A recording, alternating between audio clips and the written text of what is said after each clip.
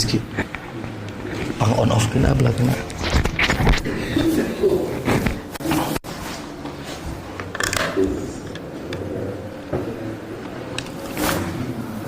Bismillahirrahmanirrahim. Assalamualaikum warahmatullahi wabarakatuh.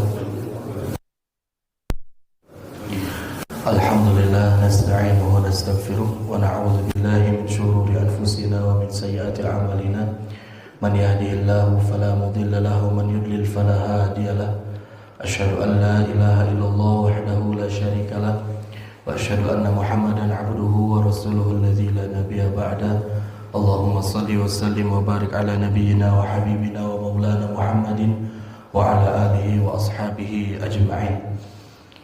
Para jemaah sekalian, alhamdulillah pada kesempatan subuh yang sejuk ini Allah Subhanahu wa taala menggerakkan hati kita yang terpana di dalam hidayatul taufik, terhimpun dalam hidayah keimanan, yang mudah-mudahan ini adalah salah satu bukti dari ketakwaan kita kepada Allah Subhanahu wa taala, yang menjadikan diri kita senantiasa ingin dan gemar untuk beribadah, yang terus-menerus disiplin dalam melaksanakan amal soleh, dan senantiasa bahagia dalam menebar kebaikan, kemanfaatan, menderma dan juga bersedekah, yang mudah-mudahan seluruh amal-amal itu seluruhnya terhimpun menjadi amal salih di hadapan Allah, yang menjadikan kita bersama-sama lagi di surganya Allah Subhanahu wa taala. Salawat serta salam mudah-mudahan selalu tercurah limpah kepada Nabi yang kita cinta, Nabi Muhammad sallallahu alaihi wasallam. Mudah-mudahan selalu tercurah limpahkan rahmat dan juga salawat taslim kepada beliau, kepada keluarganya, kepada sahabat tabi'in pengikutnya, yang mudah-mudahan kita pun berada di dalam jajarannya mendapatkan syafaatul uzma nanti di yaumil qiyamah. Para jemaah sekalian, peran manusia yang terpenting adalah ketika dirinya mampu untuk mentauhidkan Allah Subhanahu wa taala, membersihkan hatinya, tidak menempel sesuatu hal apapun yang sebanding dengan posisi Allah Subhanahu wa taala. Maka dari itu ada seorang penyair yang fenomenal. Kita tahu namanya, berada dalam buku-buku klasik ya, di khazanah keilmuan keislaman, bernama Jalaluddin Ar-Rumi. Beliau menyebutkan, janganlah engkau masukkan lubang jarum dengan dua ujung benang. Janganlah engkau memasukkan lubang jarum itu dengan dua ujung benang. Nah, kalau kita mau menjahit Pak, yang kita pakai itu kan satu jarum dengan satu benang, itu bakal beres, itu bakal betul, pekerjaannya akan rapi. Tapi kalau misalkan kita memaksakan dari ujung jarum itu diisi dengan dua ujung benang, ini adalah sesuatu hal yang memaksakan. Begitupun hati seseorang yang seharusnya diisi, ruh kita itu diisi dengan keyakinan terhadap Allah Subhanahu wa taala. Jangan sampai ada yang ikut tenar, kalau kata Ustaz YB kemarin ya. Jangan ada yang ikut tenar dalam posisi pada Allah Subhanahu wa taala. Sekarang sudah muncul satu lembaga ya di Amerika, itu membuat satu skema dan juga terobosan yang luar biasa dalam ilmu medis Pak. Namanya Alcor Life kalau nggak salah. Itu membuat bagaimana seseorang itu akan hidup lebih panjang dengan cara dimasukkan ke dalam kapsul yang dibekukan. Entos sapertos film-film Pak ya teh. Ya, film-film yang kita saksikan kan gitu ya. Itu ketika keluar angkasa atau kemana itu dimasukkan ya, hibernasi di dalam kapsul yang didinginkan segala macam. Nanti dia keluar masih dalam usia yang seperti itu ketika dia masuk, tidak menua, tidak ada kerusakan organ ataupun apapun. Nah, Alcor Life itu awalnya dia membuat satu terobosan di mana membuka peluang bagi orang-orang yang dia mengidap penyakit yang sangat keras, penyakit yang gawat, yang akut, yang belum ada obatnya pada saat ini. Nah, jadi gimana caranya? Caranya mendaftar kepada perusahaan itu, dia dimasukkan karena saat ini belum ada obat. Kemungkinan nanti beberapa tahun yang akan datang, puluhan bahkan ratusan tahun lagi obatnya akan ditemukan gitu. Bagi orang-orang yang mengidap HIV, katanya kanker, stadium berat, stadium lanjutan, nah itu bisa mendaftar. Biaya pendaftaran administrasinya teh 2 miliar Pak sekali daftar. Mungkin can perawatan per tahun itu teh aya. Sahanu bade ngabayaran. Pokoknya mah ada ternyata orang-orang yang mendaftar. Sekitar 100-200 orang itu ikut dalam proyekan ini, termasuk yang diikutsertakan apa? Anjing, hewan peliharaan, kucing ataupun apapun yang disayangi, yang disenangi oleh orang itu. Misalkan ketabrak, misalkannya, terus gitu dioperasi nggak bisa, gagal segala macam, masukkan kayaknya awalnya gitu. Hingga akhirnya dia membuat terobosan baru. Iya mah jalmi anu atos ngantunkeun orang yang sudah meninggal, orang yang sudah mati, binatang yang sudah mati, tapi masih memiliki potensi saraf dan juga dari secara ini masih merespon, ada sedikit respon dari saraf-sarafnya, itu bisa dimasukkan ke situ dan diformulasikan dengan sesuatu yang katanya wah gitu ya, teknologi yang luar biasa. Dia nanti akan recovery secara sendiri, nanti beberapa tahun lagi nanti akan bangun hidup lagi gitu.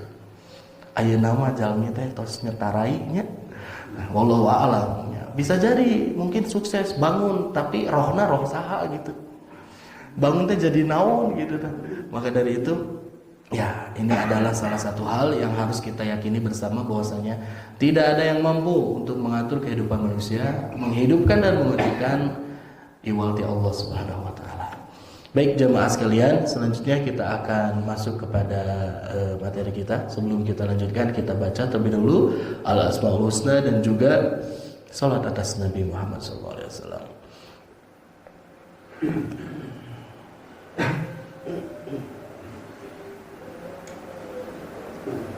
Ya,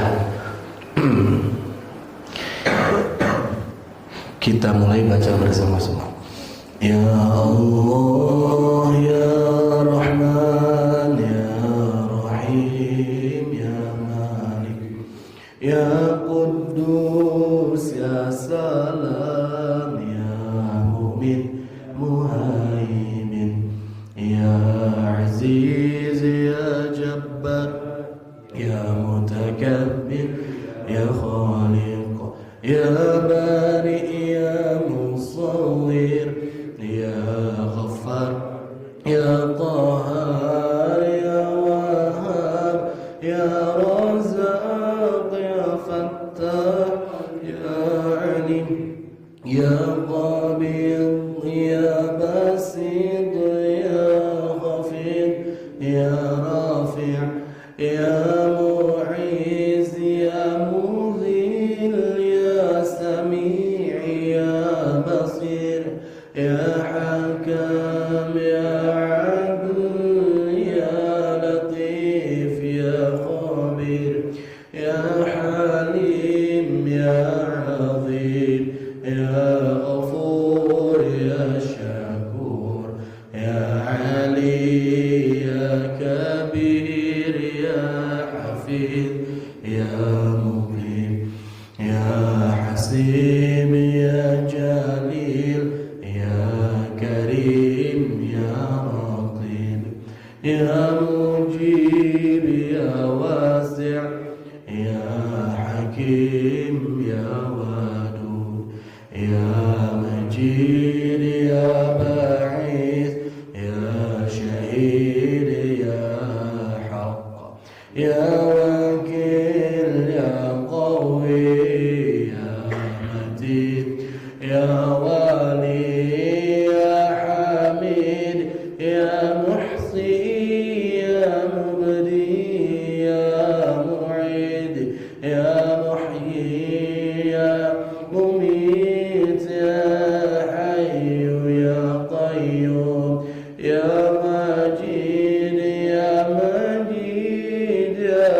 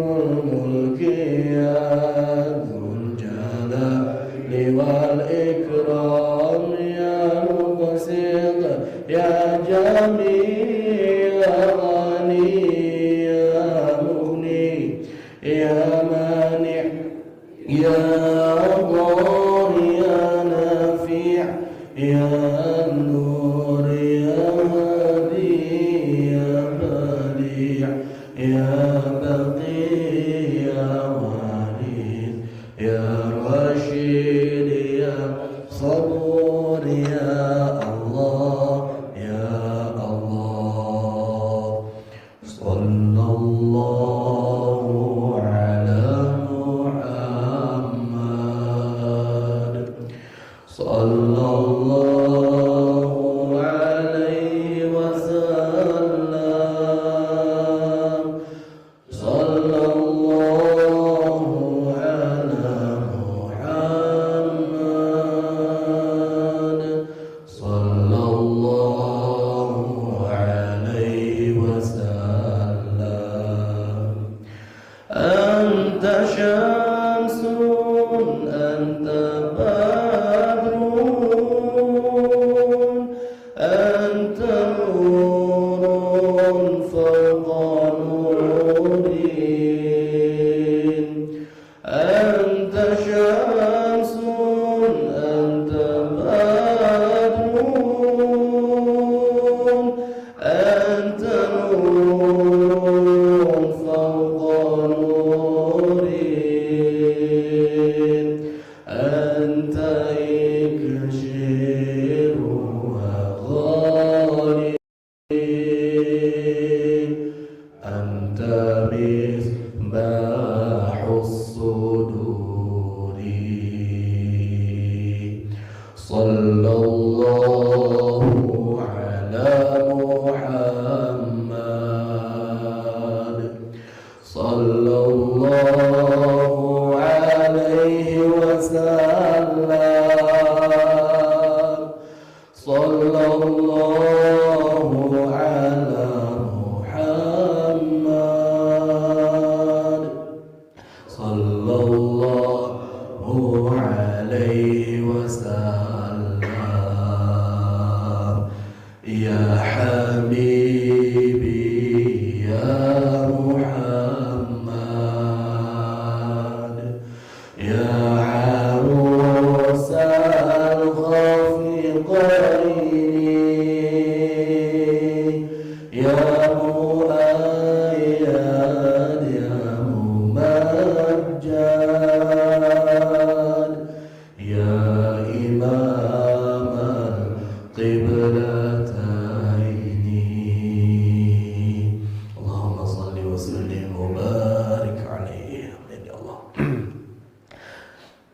Kita akan lanjutkan jamaah sekalian kajian fikih kita yang kemarin kita sudah membahas bagaimana hukumnya ketika seseorang mengumumkan di masjid. Setelah itu bagaimana ketika misalkan Islam memandang mengenai mengemis ya, yang biasa menjamur, hal itu terjadi di masjid-masjid, khususnya di kita ya, di masjid-masjid jami, di masjid-masjid besar, masjid-masjid yang banyak dikunjungi. Nah, kemarin kita telah beres membahas mengenai itu. Sekarang kita akan masuk pada pembahasan masjid, kaitannya dengan ketika seseorang mengeraskan suara dan juga tidur di dalam masjid. Kumaha hukumna ieu teh, yang kadang menjadi sesuatu hal yang kontroversi.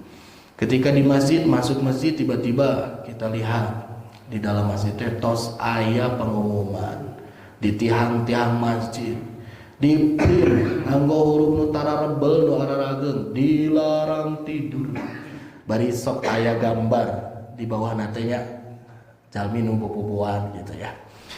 Udah gitu ditempel, ditapel, di print, bahkan dilaminating, sehingga orang itu masuknya langsung ngaros, aduh pada istirahat tadi nama kabudut terus dilarang. Nah, bagaimana hal tersebut ketika syariat memandang terhadap perbuatan itu, kita akan bahas.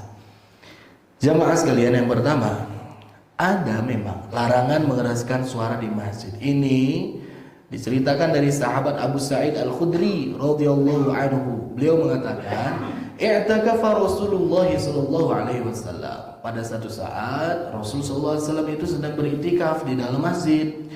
Fasami'ahum yajharuna bil qiraah. Dan pada saat itu bersamaan Rasul mendengar ada orang-orang yang mengeraskan bacaan Al-Qur'an mereka. Fakashafa as-sitra wa qala. Nah, kemudian Nabi Muhammad SAW itu membuka tirainya. Berarti ini ada gambaran bahwa ketika di dalam masjid ada tirai. Nah, ada tirai yang Rasulullah SAW berada di dalam tirai tersebut. Ketika sedang beriktikaf terganggu Nabi dengan suara bacaan orang-orang yang ada di belakangnya. Buka tirainya, Nabi Muhammad SAW memberikan teguran. Wa qala ala inna kullakum munajin rabbah. Ketahuilah sesungguhnya kalian itu seluruhnya yang ada di sini sedang berdialog dengan Rabb kalian. Kalian yang baca Quran, ada yang lagi zikir, ada yang lagi melaksanakan ibadah, sholat, sunnah, ada yang sedang khusyuk di dalam doanya. Seluruhnya sama, kalian itu sedang berdialog dengan Allah Subhanahu wa taala. Fala yu'dhiyanna ba'dukum ba'dha. Maka jangan kalian saling mengganggu di antara satu dengan yang lainnya. Wala yarfa' ba'dukum 'ala ba'dhin fil qiraah. Jangan di antara kalian saling mengeraskan suara, patarik-tarik. Ya, di dalam masjid nuhiji maca Quran, tarikeun, nuhiji maca Quran, tarikeun. Al-Baqarah, ayanu Ar-Rahman, ayanu Al-Waqiah, ayanu baca Al-Kahfi, ada yang baca Yasin. Patarik-tarik. Au qala fis shalah, ataupun Nabi Muhammad SAW maknanya itu bukan maknanya membaca Quran, tapi membaca bacaan di dalam sholat. Kan dibaca sholat itu sholat sunnah ketika malam boleh Pak kita menjaharkan bacaannya ketika sholat tahajud. Nah ketika baca tong ngaganggu kanusanis, walaupun itu adalah hal yang baik. Sok Pak baca Quran saya sholat nalika qiyamul lail dikeraskan bacanya, bagus gak? Bagus, ibadah. Komodei lamun ngagandengana sanes nuju ibadah tah kitu mafhum mukhalafahna teh. Nalika anu maca Quran nu hiji nuju salat ngaganggu ieu teh maca Quran tarik teuing teh gitu. Itu sudah dilarang, apalagi anu ngagandengana nuju ngobrol. Makanya harus ada adab. Ketika ada orang yang salat disetting langsung set rada dilaurkeun nyarios teh. Ya. Kamari mah sok rada kaceplosan, aya nuju salat sunah paling ditu, di nuju ngobrol gitu nya, asik deui, malah ngobrol ke nuju salat. Gara eta pandut eta nuju salat ya. Pas kitu ngobrol ke naon, kasebat nami pandut teh pas nuju ngobrol, pandut nuju salat. Untung pandut nanti aya naon gitu. Teu hebatnya salatna. Ya, jadi ini adalah salah satu hal yang harus kita perhatikan bersama-sama. Ada larangan untuk mengeraskan suara. Mengeraskan ya bahasanya itu. Jadi bukan berbicara. Yos bade cumarios di dalam masjid, berbicara, berdialog, berkomunikasi, saling tegur sapa dan sebagainya boleh. Asal tong tarik teuing gogorowokan ya. Nah, itu adalah adabnya seperti itu. Kemudian ieu nalika seueur jalmi nu nuju iktikaf, orang yang sedang ibadah di dalam masjid. Kalau nggak ada siapa-siapa, kalau tidak mengganggu ayah jami di masjid, tapi teu nuju ibadah, teu nuju khusyuk ka Allah, boleh nggak? Ya boleh-boleh saja. Tapi gogorowokan teh bade naon oge di masjid, ngogorowokeun naon gitu. Ya, janten kieu Pak. Larangan mengeraskan suara itu karena apa? Karena ada unsur. Unsurnya apa? Ada unsur mengganggu orang yang sedang ibadah di masjid. Tah eta intina mah. Nabi itu ingin mengatur ketertiban yang ada di masjid sehingga orang yang datang ke masjid untuk ibadah itu tidak terganggu. Niat utama orang datang ke masjid untuk ibadah. Pas tuju ibadah, aya jalmi nuju ngerumpi segala macam, tah eta ngaganggu. Kumaha aya kajian? Nah, eta mah teu janten masalah. Ada kajian oge dilaksanakeun teu di waktu nalika salat wajib gitu Pak. Anu sumping kadinya anu kajian eta mah konsekuensinya dia datang telat salatna gitu.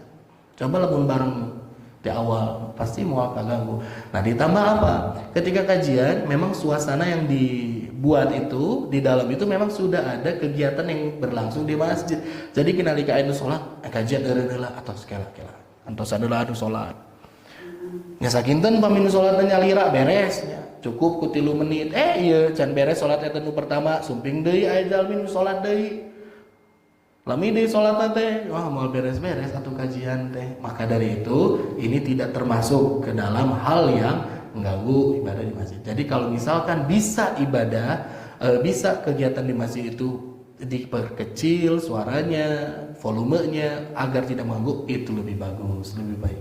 Nalika kajian oge pamisaya namanya rada laun, tong bebeledagan teuing nalika anu salat teh. Atau dengan cara yang kedua, kan masjidnya lega atuh Pak. Ti dieu ti payu dugikeun ka ujung di pangkar teh lega. Mangga anu misalkan bade lebet salat ibadah naon, sok atuh tong dipalih dieu teuing, tong dipalih dinya teuing, bilih kaganggu di pengker weh. Pilih kaganggu di luhur weh mangga gitu. Ya. Selanjutnya, jika tidak mengganggu bacaan Quran yang kita baca, itu nggak apa-apa, silahkan aja. Kalau nggak saling mengganggu mah, anu maca di dia Quran aya suantena tapi henteu patarik-tarik wios eta mah mangga gitu. Nu teu kenging teh nya eta seakan-akan berlomba dalam kebaikan, ingin menebarkan manfaat. Kalau ada orang yang mendengar bacaan Quran, dia akan mendapat rahmat. Jadi sakumaha carana anjeunna ngeraskeun suarana, mengencangkan suaranya agar orang mendapat rahmat dari bacaan Qurannya. Misalkan gitunya, padahal nu sanes ge maca Quran sami. Nah, jadi janganlah kita melakukan hal yang seperti ini. Ini sudah lumrah terjadi dan ini sudah bisa difahami oleh kita bersama. Nah, ada catatan penting Pak dalam membaca Quran. Naon? Yang perlu dijaga dalam membaca Quran atau ketika sholat dikeraskan suaranya itu apa? Harus diupayakan senantiasa ikhlas tanpa riya. Karena apa? Yang namanya baca Quran itu adalah ibadah. Dan setiap amal ibadah apapun akan senantiasa diganggu, diwaswasah oleh setan. Akan senantiasa muncul dan timbul rasa kagum terhadap amal sendiri. Akan terasa muncul untuk meriak agar dilihat, dipandang oleh orang. Tah, sami seperti sodako amal saya baca Quran, amal ibadah saya. Nah, sodako wege kumaha carana supados kita agar kita itu tidak mempertontonkan terhadap ibadah kita itu kan gitunya. Pamitia sama ditutupan gitu tah. Begitupun dengan ini ibadah baca Quran. Maka dari itu ada seorang ulama yang menyebutkan afdolnya baca Quran untuk tadarus sendirian itu tidak kenceng-kenceng. Bismillahirrahmanirrahim. Alhamdulillahirabbil alamin. Kan untuk sendiri, acara gitu.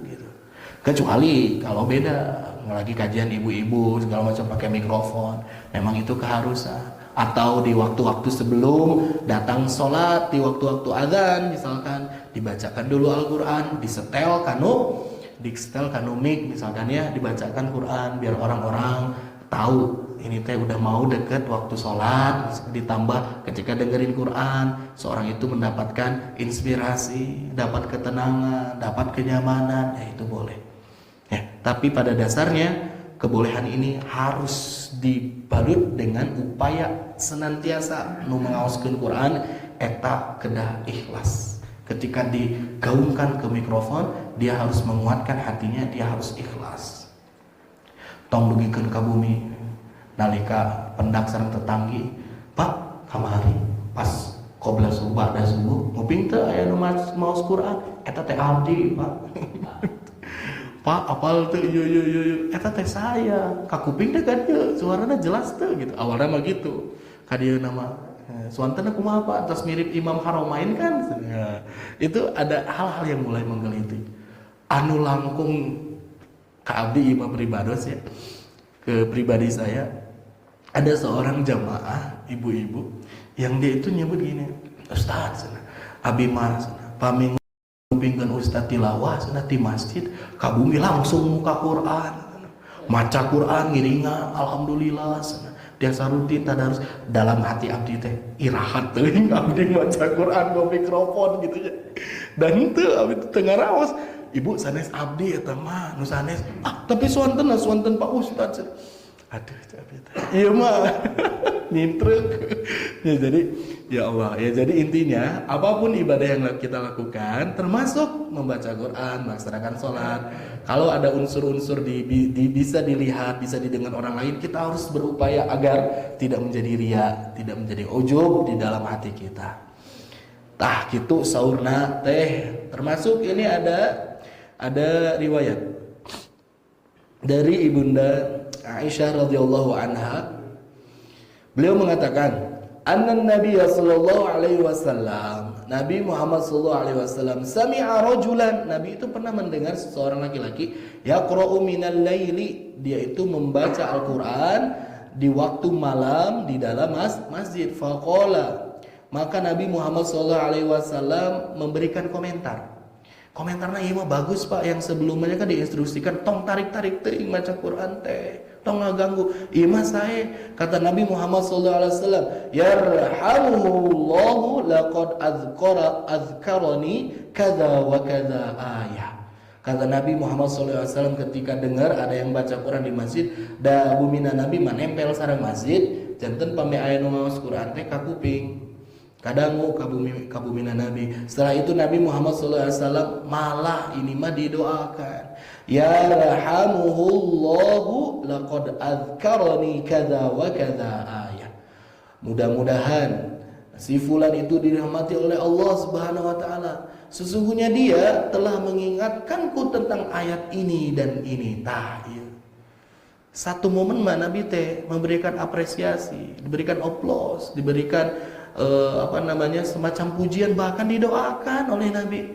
Tah aku ngaoskeun Quran teh janten emut abdi teh kana ayat ieu, peringatan ieu, janten ada inspirasi yang didapatkan. Gitu. Nalika misalkan kita yang lagi berada di satu tempat udah gitu mendengar lantunan ayat Quran, kaleresan Quran ayat nanti nu dibaca teh sama persis dengan surat yang sedang kita hafalkan. Contoh ya, kan itu membantu. Asa kenal itu surat teh, diikuti, jadi ikut. Itu kan luar biasa. Nah, jadi Nabi Muhammad SAW pada satu momen tertentu pun pernah mendoakan kepada orang yang baca Quran dalam masjid, terdengar suara bacaannya itu sampai ke rumah Nabi. Kuntu asqattuha min suratin kadza wa kadza, yakni ada satu ayat yang seakan terlupa mengenai ayat ini, surat ini dan surat itu, kata Nabi gitu. Jadi asa pernah nguping ieu surat itu. Tapi hilang deh itu di serat mana, di ayat mana. Tah pas nalika diaoskeun mengenai bacaan Quran itu, Nabi teringat kembali. Ya, jadi tapi ini bukan berarti mengurangi kemuliaan dari Nabi Muhammad SAW. Karena apa Pak? Ada di dalam Quran satu ayat sama ayatnya, bunyinya sama, tapi ternyata ayat itu ada di beberapa surat. Ya, sama. Wailu yauma idzil lil mukadzibin. Nah, seperti itu ya. Eta teh aya di surat Al-Mursalat, aya di surat Al-Mutaffifin, contohnya gitu. Iya mah di Al-Mutaffifin lajenganna ka dieu gitu. Iya mah di surah Al-Mursalat lajenganna ieu benten. Nah, itu adalah sesuatu hal yang bisa memberikan kebaikan kepada orang yang membaca Al-Quran, terdengar suaranya oleh kita bisa mengulang, merepetisi dan menguatkan kembali hafalan kita, gitu. Tapi seseorang orang melebang ini Pak, nalika anu maos Quran apal eta teh Quran tapi teu apal surat naon, ayat nu mana, bahkan bade digiringan kitu tiasa gitu dah asing ayatna. Ya iwal ti juz amma ge sapali eta gitu sadaya. Ya, mudah-mudahan insya Allah ya. Jadi itu intinya, Nabi tidak melarang secara mutlak, bahkan Nabi pun mengapresiasi dan mendoakan. Ini jangan sampai orang terganggu ketika beribadah dalam masjid karena suara kita, bacaan Quran kita, bacaan sholat kita. Termasuk hapunten, misalkan di masjid ya berjamaah sholat, yang makmum itu jangan terlalu kenceng ikutin imam, walaupun dia hafal surah yang dibaca imam. Pernah ada ya di sini yang saya minta, Kang, punten tong tarik teuing ngiringan abdina jadi karago gitu.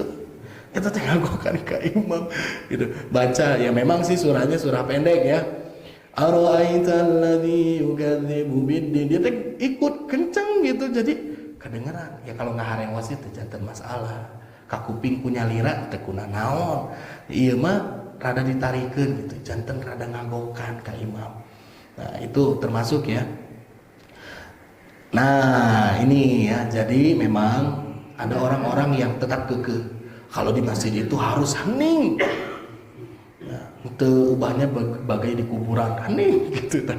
Kunaon aya landasana memang ada riwayat yang menyebutkan ya'ti 'alan nasi kata Nabi Muhammad sallallahu alaihi wasallam.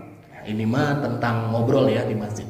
Ya'ti 'alan nasi zamanun, akan datang satu masa kepada sekelompok orang yahliquna fi masajidihim, di mana mereka itu melingkar, duduk-duduk di masjid, di dalam masjid, walaisa humuhum illa dunya. Namun sayang, perkumpulan yang dia lakukan di masjid itu adalah untuk apa? Kepentingan-kepentingan dunia.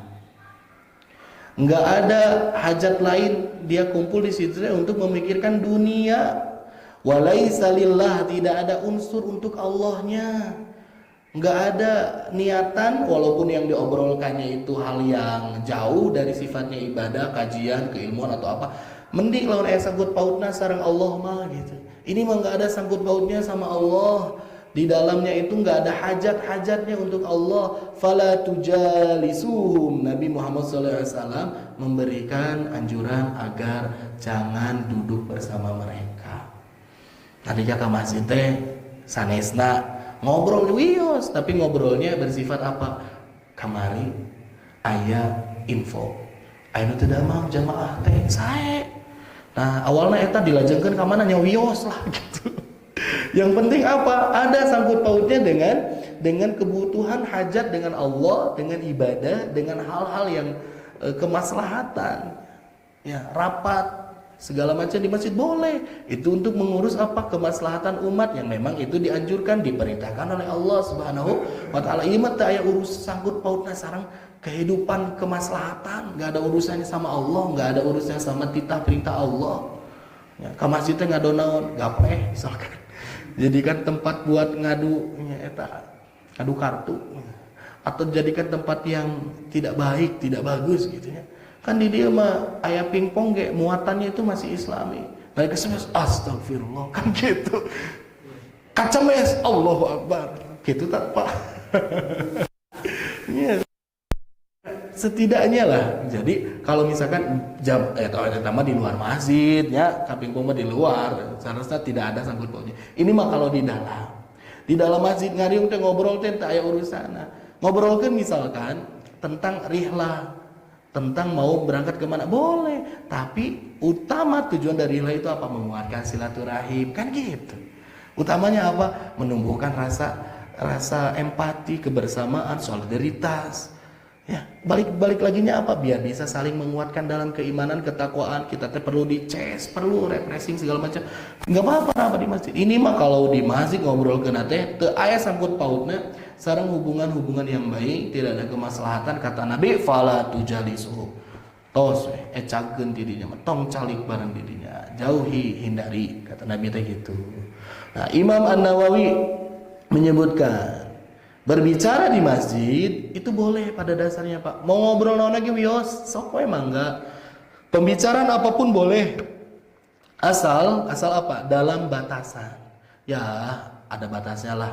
Ngobrol di masjid, tong dugikeun ka ba'da isya, ngobrol saking asikna dugi ka tabu 12 teh tak acan aruih ka bumi misalkan. Tabu 1, tabu 2, tabu 3 can aruih ka bumi, ngobrol we terus. Aya nu kitu aya Pak. Tapi alhamdulillah biasa nama di pos ronda. Tapi di masjid mah henteu gitu ya. Di pos ronda di Pengker Bumi Abdi Pak, eta di Pengker teh itu kan puskesmas, ada jondol di situ teh. Wah, mau nama resep we. Kemudian pami kita ke dapur berdempetan dengan bagian belakang tuh ka kuping nu diobrolkeun teh naon sawengi teh gitu ya. Nah, ieu teh mungkin refreshnya gitu, refreshnya. Cuman ya sayangnya teh naon Pak? Nalika jam 3, jam 3:30 langsung pet aya suarana. Abi mah husnudon we ka masjid siap-siap repina mah gitu. Ya, kamu pas nuju Ramadan, wah rame pisan. Nah, jadi boleh di dalam masjid teh obrolan apapun boleh ya, asalkan tadi kemaslahatan. Udah kita ada sangkut pautnya dengan penguatan keimanan sama Allah. Ngobrol apapun silahkan. Wah, baterainya mau habis. Dan juga isi pembicaraannya, kontennya itu tidak berbenturan dengan syariat. Sok memang enggak. Malah bagus kata Ustaz Al-Fadi kalau bisa rapat ya yang dilakukan oleh para pejabat itu di masjid aja, enggak apa-apa. Kalau misalkan ngobrolin di masjid, kan itu ngobrolin tentang kepentingan umat, gitu, kepentingan bersama, hal yang penting, yang banyak maslahatnya, banyak hal-hal yang dapat diambil dari sesuatu hal yang mungkin terinspirasi, karena di masjid mah mual wani ngobrolkan masalah tentang kumaha skema untuk mendapatkan keuntungan yang tidak halal, misalkan menyepakati sesuatu yang munkar dan mudorot. Asana teh pami di masjid manteu emutan-emutan gitu banyak pamit sama tahu saya di masjid, kata Ustaz Alfandi begitu. Teu kunana yang nggak boleh di masjid itu ngobrolin apa, politik praktis, Pak. Ya, kalau mengenai bagaimana perpolitikan, harusnya seorang umat Islam itu mengerti dan cerdas mengenai arah politik segala macam, itu nggak apa-apa. Ngobrolkan bagaimana kriteria seorang pemimpin, bagaimana kriteria seorang makmum, seorang warga yang bagusnya seperti apa, itu bagus. Fikih siasah kalau dalam bahasa, ya dalam bahasa keilmuan khazanah keislaman mah eta fikih siasah. Itu nggak apa-apa. Yang nggak boleh itu mengarahkan ke satu partai tertentu, mengarahkan kepada orang tertentu segala macam. Nah, itu dihindari. Jadi seperti itu. Selanjutnya apa? Jabir bin Samurah pernah menceritakan, Rasul sallallahu alaihi wasallam tidak meninggalkan tempat sholatnya selepas subuh sampai matahari terbit, sampai waktu duha. Berarti Nabi teh memang biasa sekali, sudah menjadi rutinitasnya di masjid beres subuh teh nya kieu, tidak langsung pulang ke rumah, nunggu di situ berzikir dulu, melakukan ibadah, mengisi dengan hal yang baik. Setelah itu, jika matahari sudah terbit, beliau berdiri lalu pulang. Nah, kalau misalkan udah mulai terbit, beliau itu melaksanakan sholat berdiri, udah gitu pulang ke rumahnya. Sementara itu, para sahabat pun sama, masih berada di dalam masjid dan membicarakan hal-hal yang mereka alami pada masa jahiliyah. Pak. Ya, jadi Nabi Muhammad SAW ketika berada di masjid, pada saat itu pun ada sahabat-sahabat yang di masjid. Ketika Nabi pulang teh, mereka itu lagi ngobrolkan masalah-masalah, kenangan-kenangan, sejarah, cerita mereka pada saat masa jahiliyah. Terkadang mereka tertawa dengan apa yang telah mereka alami di masa jahiliyah. Kan seueur anu sapertos bojeg gitu, Pak. Ya ngadamel Tuhan tina roti, nirga di jalan sanesna meminta pertolongan malah di imam saking kulaparna kan gitu. Hebat ngamam Tuhan. Ya kan gitu ya. Itu menceritakan dugikeun ka ada yang bergelak tawa segala macam. Nabi mengetahui dan melihat sesuatu yang terjadi itu, namun Nabi pun ternyata apa responnya, ikut tersenyum gitu. Jadi nggak melarang Nabi, silahkan kalau mau ngobrol di masjid mangga gitu. Ya asalkan itu tidak sesuatu hal yang di luar batas, kontennya adalah sesuatu yang tidak berbenturan dengan syariat. Harus ada senantiasa ikatan dengan Allah kan gitu. Jadi nggak apa-apa. Ya, asal jangan stand up komedi di masjid. Ya, selanjutnya da ayeuna mah ceramah-ceramah ge seueur ustad-ustad anu langkung-langkung ti komedian lah. Muatannya bagus ya. Terkadang ini perlu dan penting, Pak, apalagi kalau misalkan untuk menarik ya, menarik animo masyarakat yang belum terbiasa dengan melingkar duduk bersama di masjid. Biasanya kalau diundang Ustadz Andi Boni, Ustadz Evi Effendi, kan itu kan biasanya orang-orang tuh udah pada kenal, ikut segala macam. Ya, secara tidak sadar ketika diantara humor-humornya itu masuk ada nilai-nilai keislaman, boleh, tapi levelnya level awal. Untuk lanjutnya cari yang lebih berisi lagi, cari yang lebih lagi meningkat gitu. Harapannya di masjid ini pun seperti itu, Pak. Ya, karena kita belum bisa memaksimalkan seluruh potensi jamaah nih. Walaupun memang betul kita hanya 30%, tapi kalau di 30% lagi sigana mah lumayan we kaisi pamisa rumping ke masjid mah ya, Pak. Nah, bagaimana caranya? Mungkin bisa nanti kita coba cari undang ustadz yang bagus. Salah satunya mungkin Kang YB juga lumayan, luar biasa beliau. Ya. Selanjutnya, Pak, tidur di dalam masjid. Ya terakhir lah. Tidur di dalam masjid. Bagaimana nih mengenai hukum tidur dalam masjid? Apakah ada larangan? Ataukah ada pembolehan dari Nabi? Nah, ini ulama bersepakat pertama bahwa tidur di dalam masjid itu boleh mutlak loh, Pak. Tapi bagi yang itikaf. Itikaf di waktu dia mengisi waktu akhir-akhir dari sepertiga bulan Ramadan di masjid, kan itikaf 10 hari contohnya ya. Nah, itu boleh mau tidur di masjid mangga, bahkan mungkin tidak tidur saja, beraktivitas berkegiatan di masjid dugikeun ka tuang misalkan, masak segala macam, ya boleh gitu. Boleh bagi orang yang itikaf. Kedua, boleh mutlak bagi petugas masjid. Dah emang tinggal di masjid gitu. Ya rezeki nggak apa-apa segala macam, mutlak itu boleh. Dan mutlak haram bagi orang yang junub. Junub, Pak. Ya, perempuan yang haid itu tidak diperkenankan untuk masuk masjid, dilarang untuk masuk masjid untuk lama-lama. Tapi kalau hanya untuk melewat kepentingan nyandak naon, nyandak itu atau naon, tidak apa-apa. Ya, jadi yang junub, kalau misalkan kita dalam kondisi junub belum bersuci, maka jangan ke masjid dulu gitu. Ya, kacai heula, teu kudu naon ngiring ke masjid, ka jambana heula mangga sawios. Intinya jangan tidur ke masjid nalika anjeunna kondisi badan sedang junub. Aisyah radhiyallahu anha menceritakan, wa kana Nabi sallallahu alaihi wasallam la yadkhulul baita illa li hajatil insan. Rasul sallallahu alaihi wasallam menyebutkan, ketika itikaf, Nabi Muhammad sallallahu alaihi wasallam itu sama sekali tidak masuk rumah. Jadi itikafnya Nabi itu full 24 jam non stop di masjid, Pak.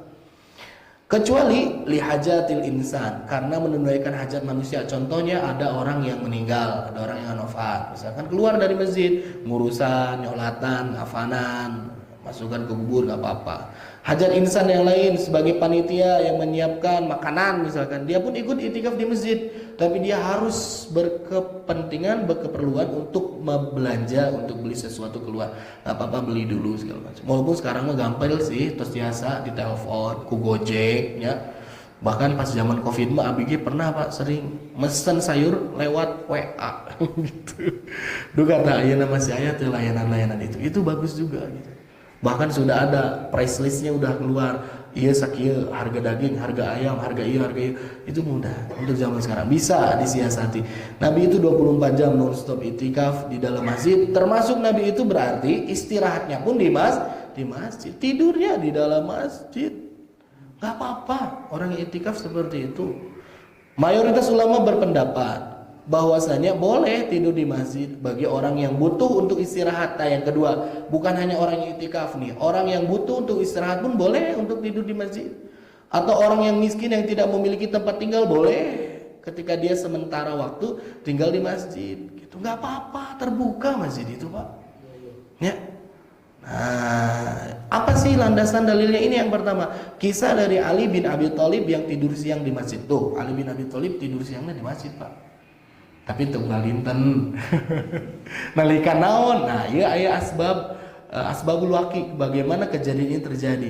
Cerita Nabi Muhammad SAW mengunjungi rumah putrinya Fatimah Az-Zahra, istri dari Ali bin Abi Thalib. Ketika dibukakan pintu oleh putrinya Nabi Muhammad SAW, ternyata mana Ali? Kata Nabi teh, nggak ada. Kemana? Nggak tahu. Gitu. Kunaon bete aya di bumi. Hingga akhirnya ada yang ngasih tahu, Ali bin Abi Thalib sedang tidur di masjid. Nah, gitu. Kata putrinya Nabi teh, iya tadi di rumah sedang ada masalah. Lucu, ada permasalahan. Tadi ada sesuatu hal yang belum sinkron, sehingga di situ Ali bin Abi Thalib ya tidur siang di masjid. Nabi setelah mendengar itu mencari Ali ke masjid. Didapati Ali sedang tidur di dalam masjid.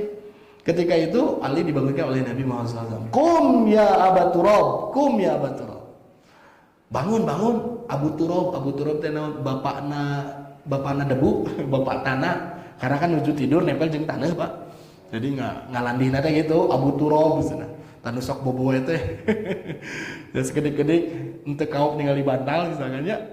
Nanti eta teh sebenarnya teh pelor gitu, nempel langsung molor tah Abu Turab gitu. Kum Abu Turab, kum Abu Turab. Bangun Abu Turab. Ada kepentingan yang ingin Nabi sampaikan kepada Ali bin Abi Thalib. Tuh Ali bin Abi Thalib nalika aya masalah di rumah datangnya ke masjid, istirahat di masjid, mencari ketenangan di masjid, bukan ke tempat lain. Bukan ke tempat nu araraneh gitu, tapi ke masjid. Pas ke masjid ditulakan pantona teh dikunci teh tiasa lebet, kamana deui atuh. Nah, makanya jangan sampai kita nanti ditanyai oleh Allah dalam hisab kita, Ketika kita punya wewenang untuk bisa mengelola masjid, ya gini, masjid itu harus terbuka. Orang yang nggak nyaman di rumahnya mungkin pada momen tertentu dia bisa masuk ke masjid mendapatkan ketenangan dan kenyamanan. Ulah diwagel gitu. Ali bin Abi Thalib. Kedua, hadis Ibnu Umar radhiyallahu anhu. Ibnu Umar sendiri mengungkapkan bahwasanya beliau itu sering sekali di waktu bubujangana, di waktu dulu sebelum beliau berumah tangga itu berdiam dirinya di masjid, tidur di masjid, ngapain di masjid segala macam. Ya, karena di masjidnya bukan hanya untuk tidur seharusnya Bapak teh. Untuk apa? Biar kalau ada kegiatan di masjid selalu hadir. Tah eta. Ieu mah di masjid misalkan ngadon wungkul bobo, ngadon wungkul kacai, tapi nalika kegiatan di masjid enggak ikut, ulah kayak gitu. Pernah sempat ya, saya dulu jadi marbot juga di Masjid Al-Kausar Jalan Sumbawa di Bandung. Nah, ini ada orang yang udah rutin datang ke masjidnya nalika waktu maghrib ke masjid. Nge di waktu tabu 7, tabu 8 miang deui, angkat deui gitu. Ketika ditanya, ya ternyata dia lagi merantau, lagi cari pekerjaan gitu. Belum mampu untuk menyetori rumah kos ataupun tempat tinggal sehingga ikut di masjid. Nggak apa-apa, biarkan. Tapi di waktu paginya keluar dari masjid untuk bekerja. Nanti kayak gimana ya? Tapi ciwungi bobo pagi-pagi teh bobo deui, batur maca Quran bobo terus sampai zuhur ge nembe lulungu gugah bobo. Dah ieu teh kayak gimana? Makanya ditegur, ada orang yang kayak gitu juga di masjid dulu. Pak, kalau misalnya kamu di sini boleh. Tapi kalau misalnya ada kegiatan atau apa ya Bapak jangan tidur lah. Kalau bisa Bapak siang pagi ini silahkan keluar. Akhirnya ketika diarahkan gitu, dia sukses Pak jadi tukang pijit. Tukang pijat dan urut di sekeliling masjid. Kadang-kadang ada jamaah yang udah tahu pinter mijit. Jadi kan ada pemasukan, jadi berdaya lah gitu. Gak apa-apa dibuka. Kisah Ahlus Sufah bahkan tercatat 70 orang minimal. Itu ada orang-orang yang merantau dari tempat yang jauh, termasuk Abu Hurairah radhiyallahu an, sahabat yang paling banyak meriwayatkan hadis. Itu tinggalnya di mana? Di masjid. Ketika Nabi melihat pemandangan ini, Nabi berinisiatif, wah atuh pamit 70 orang teuing mah atuh sedak di masjid teh pinuh ku jalmi gogolere siga pindang gitu. Akhirnya dibuatkan oleh Nabi berada di samping masjid seperti mihrab gitu, tempat untuk bisa tidur, diberi atap seenggaknya nggak kepanasan, nggak kehujanan. Nah, itu yang dilakukan oleh Nabi Muhammad SAW. Nah, ini pun yang bisa kita contoh Pak. Mungkin ya apa? Mungkin karena ada stigma negatif untuk di zaman sekarang para DKM atau pengurus pengatur masjid itu kekhawatiran kehilangan sesuatu yang berharga di masjid karena banyak terjadi. Da baheula mah anu ka masjid teh jalmi nu saroleh nu hoyong nuntut ilmu, jalmi jalalujur nu aradil. Anu nu ka masjid teh kan awalna salat terus kitu luak lieu teh saha ningali kotak amal segala macam dibabat. Ya kan? Jadi sekarang mah itu harus dipertimbangkan. Makanya saya nggak salahkan juga kalau misalnya ada masjid yang dia mempertimbangkan aspek keamanan ini sehingga dilarang tidur di masjid. Kunaon bet teu kengeng teh nya kudu dimaklum oge. Karena di zaman sekarang mah teu aya naon karpet ge digulung Pak, digiwing eta teh dicanak, dipanggu. Kenapa? Ya begitu di zaman sekarang mah. Makanya nggak salah juga yang melarang. Cuman pada dasarnya itu diperbolehkan. Gimana dong inisiatifnya atau alternatif lainnya? Apa? Dibuatkan seperti di kita mata ayah beranda masjid. Sok misalkan badai tidur mah mangga tuh dipayung, tong di dalam. Punten anu tidur mah sok kalepasan, tidak terkontrol. Kan kadang-kadang capek, teu karaos kan eta teh dengkuran teh kan gitu. Tah ngaganggu di sholat segala macam, mangga dipalih ditu dipayung. Dalam alhamdulillah di masjid ini mas sudah tanpa perlu ditulis, ya orang-orang sudah mengerti lah. Jadi sholatnya terdiri. Kata binaon aspek kebersihan, ya aspek kesucian masjid. Nalika tidur di masjid karpet teh karaos atau iya teh membuat pulau baru di karpet teh. Aduh, eta teh kaleresan paminuju zong Pak, sholat sujud pas didinya atuh. Iya teh, tarik napas, tahan napas langsung. Nah jadi kenapa ada kebijakan-kebijakan seperti ini? Karena ini ada unsur-unsur yang harus ya dijaga bersama. Jadi alhamdulillah kalau di sini ada disiapkan di luar. Kalau di sini pun mangga di dalam, tapi kalau bisa alasin ketika di kepalanya biar enak tidurnya. Dan juga orang yang tidur di masjid itu harus apa? Melihat dan mempertimbangkan jaga ketertiban, kebersihan, dan juga kesucian masjid. Yang kedua, harus ada izin dari takmir masjid. Kalau misalkan mau tinggal di sini, mau tidur di sini segala macam, harus izin dulu sama takmir masjid. Kalau kasih izin, mangga. Kalau enggak dikasih izin, ya wayahna harus ditaati juga, karena itu kebijakan dari masjid. Kita pun harus legowo ya. Tapi kalau bagus sih di masjid itu diarahkan, entah di dalam sok atau di paling mana, atau ada ruangan segala macam, silakan mengikuti kegiatan ibadah yang dilakukan di masjid. Nah, orang yang tidur di masjid pun entong wungkul ngadon bobona wungkul. Nah, dikayak kegiatan di masjid termasuk sholat berjamaah komode eta mah sok buga atuh sholat giring berjamaah. Terakhir ikut menjaga keamanan dan kenyamanan di masjid. Nah, ini adalah poin-poin yang penting yang harus kita perhatikan ketika kita ngadon tidur di masjid. Bios inti nama paknya. Tapi ada beberapa hal yang harus diperhatikan. Seperti itu barangkali jamaah sekalian beres. Insya Allah nanti kita akan lanjutkan mengenai bagaimana hukum yang lebih rinci lagi mengenai makan, minum di dalam masjid. Ya, kita sebetulnya sudah aman banget lah di sini mah. Kita punya serambi buat makan, buat minum, buat ngobrol, buat apa di sana nggak wangkong biasa di beranda, aman. Jadi terkedah di dalam gitu. Gitu panginten bapak-bapak sadayana apunten nuka suhun apabila ada ungkapan, ada bahasa yang kurang berkenan, ada ilmu yang salah tersampaikan, kita senantiasa terus mencoba dan berupaya untuk bertolabul ilmi kemanapun, dimanapun kepada ustadz-ustadz yang mumpuni. Ya, insya Allah dengan itu akan menambah keyakinan kita dalam memilih, memilah dan melaksanakan, melakukan, mengeksekusikan sesuatu karena kita udah punya ilmunya gitu. Ya, terakhir apabila ada yang ingin ditambahkan, ditanyakan, dikoreksi, mangga dipersilahkan. Mangga. Pertanyaan dari Pak Zainal tadi. Ya mohon mangga. Sekali Pak Ustaz. Ya. Abi percatatnya bahwa setelah kita susah paham apa yang disampaikan Pak Ustaz. Ya. Tapi biasa saja sebanyak orang paham ada saja yang tidak paham. Iya. Kadang-kadang ada yang paham tapi pura-pura tidak paham. Itu ada bedanya. Contoh misalnya, etis nggak kita atau boleh nggak kita memberitahukan kepada seseorang yang melanggar hal-hal yang disampaikan tadi, misal berdoa terlalu keras, itu sudah mengganggu, atau sholat seperti tadi tidak cuma terdengar oleh dia bersolat, tapi kiri kanannya juga sampai mendengarkan, yang sampai akibatnya juga mengganggu kekusukan orang. Iya, betul. Pertanyaan saya sebenarnya agak sedikit pakai kita untuk mencoba menyampaikan. Laras. Padahal kita tahu itu tidak boleh. Laras. Tapi boleh nggak kita sebagai juga jemaah menyampaikan kepada Pak Ci misalnya, Ci bisa nggak kalau sholat terus kiranya suaranya nggak dikurangi sedikit atau baca itu? Iya. Itu etis nggak ya? Iya. Atau diperbolehkan nggak secara aturan kita betul. Bersama. Iya. Ya, terima kasih. Ada lagi Pak? Itu aja. Iya. Ya baik, pada dasarnya bapak-bapak sekalian, ketika kita memberitahukan kepada seseorang, karena kita mengetahui ilmu, karena kita tahu dasar-dasar seperti apa, maka sebetulnya bukan hanya boleh, tapi harus sebetulnya mah. Karena setiap dari kita itu memiliki kewajiban yang sama untuk berdakwah. Namun mungkin persuasif ya, cara pendekatannya, cara memberitahunya itu yang menjadi modal yang harus kita sama-sama persiapkan, strateginya apa segala macam. Itu bukan etis lagi, memang harus sebetulnya Pak, harus.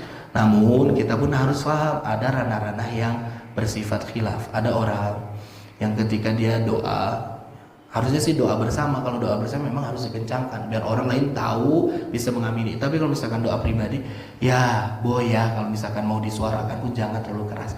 Nah itu nggak apa-apa kita sampaikan seperti itu. Wirid dan zikir misalkan, karena misalkan di sini dibiasakan pakainya sir, tidak terpimpin oleh imam.